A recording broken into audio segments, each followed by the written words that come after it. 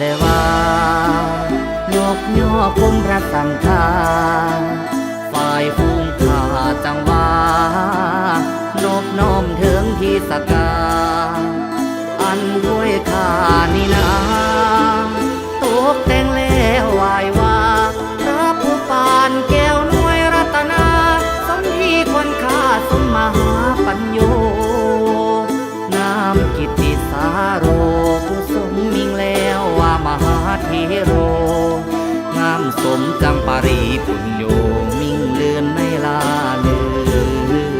อนคณิสโร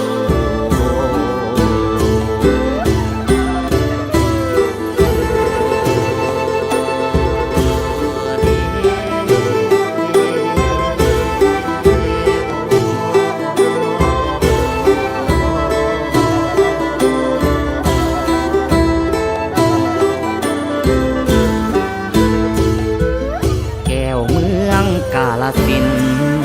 สัมพันธ์แผ่นดินอีสาน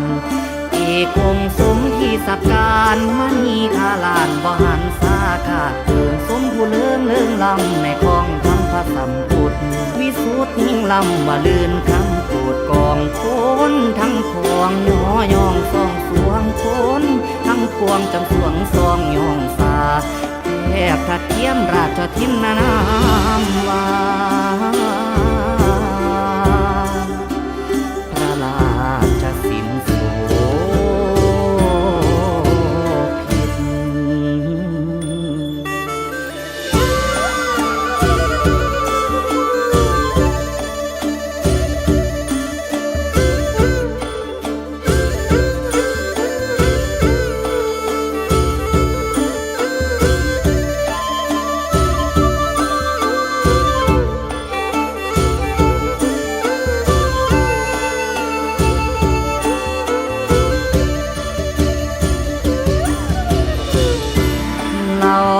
ภิตว่าบาทนี้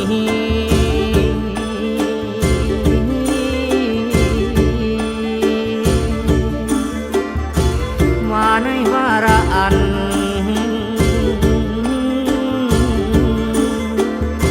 สู่ภาการวันนี้กูแนวดีดอมเขา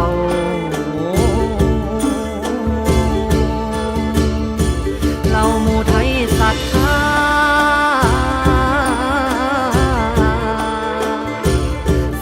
สีทั้งหลายผู้ฝากไฟในธรรม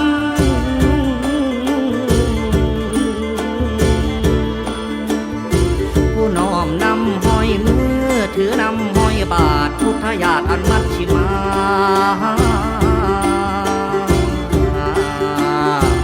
สิได้อาราธนา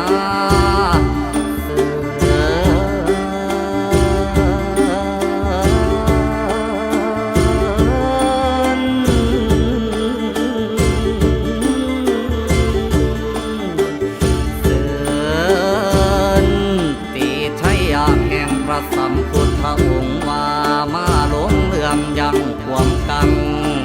ยังสังโฆผู้โยยิ่งเป็นมิ่งแม่แก่นเนาผู้เป็นเขาเนาเลื่องลื่นในธรรมสถิตคำยังการสินทุกปรุเสวะอารามพุทธมังคะเลวาขออันรัตนัตยานุภาเว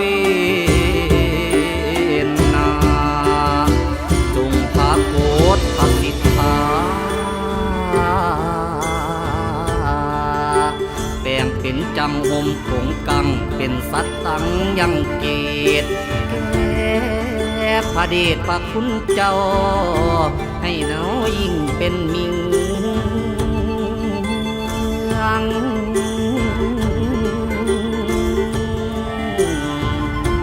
ให้ห่วงเรื่องเลื่อมในพระธรรมอยู่ลำ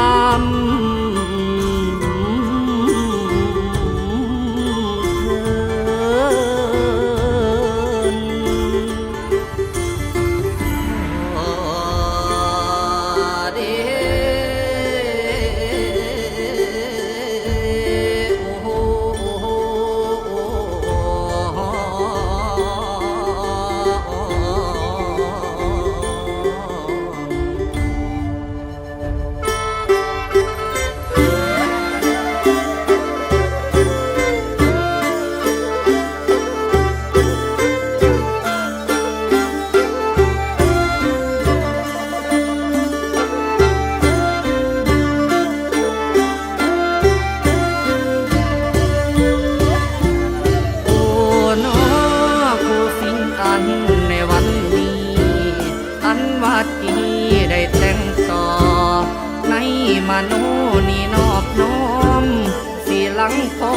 ว่ากอ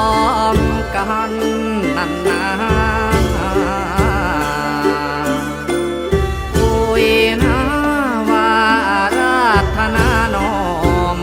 ศีราการกลมขาบข้าแพ่พุทธคุณคุณขอหนุนอยู่ว่าสู่อาหารนั่นดีเดขออย่าต่างจังค้อนแก้วความสักการอันประเสริฐให้พรายเพิดยิ่งล้ำให้พรายเพิดยิ่งล้ำยืนลากตัวผู้อ่านนั่นเถินนั่นเถิน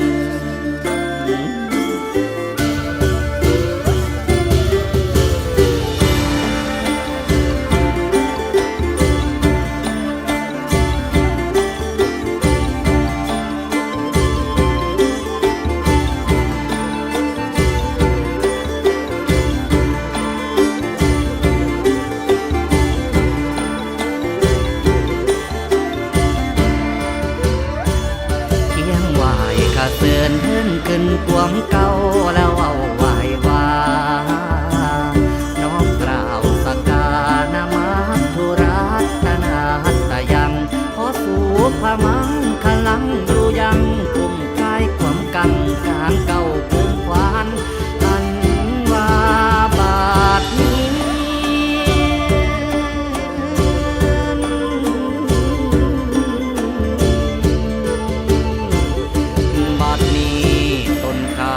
ตกแต่งดีดาล้วนไม้มาดมิ่งม้วนบ่ละบวนแล้วสัพพะเนวสัตตระอันบ่ต่างถ้าจับคำไว้อ่อนทอบใส่พร้อมคำจังน้อมนำมาเฮียงสัพพะเคียงเฮียงกันอีกขันธศาสตร์ดวงหอมหวนเฮาถึงปะทูปะทีบไตแต่งไว้ว่าคู่อันย่อขึ้นไหวว่าอภิวานมหามนโดบ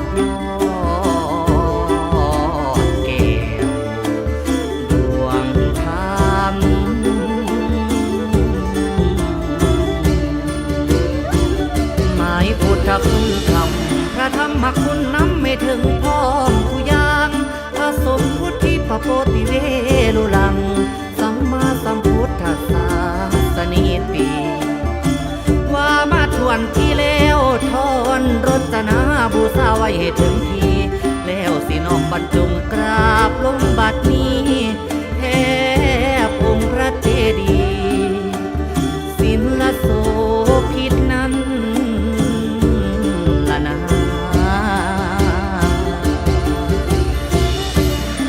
ถ้านิ่งเท่าผู้ยิ่งยอดสักการะพระราชสินโสภิตวรกิจจานุกิจธาดามหาคณิสรบว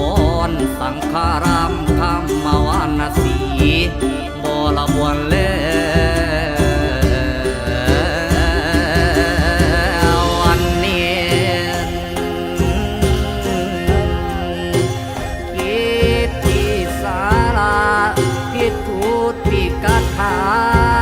สาธุเด้อ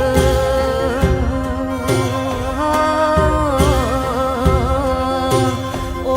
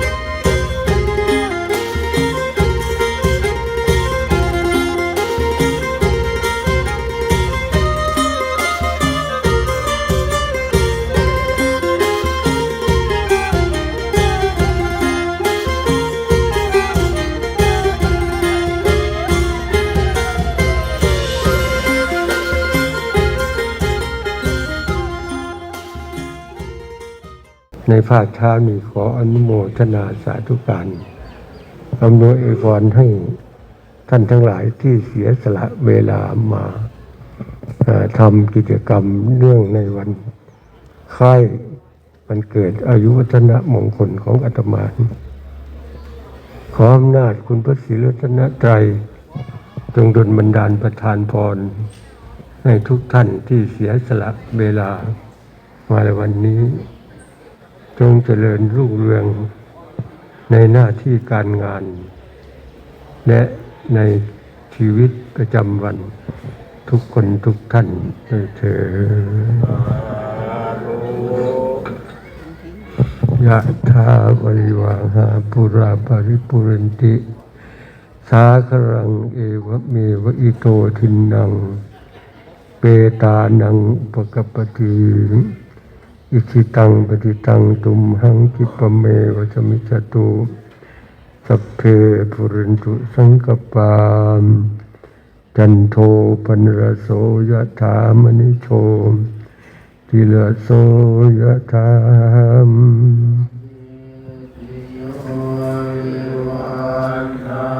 ตุสัพพะ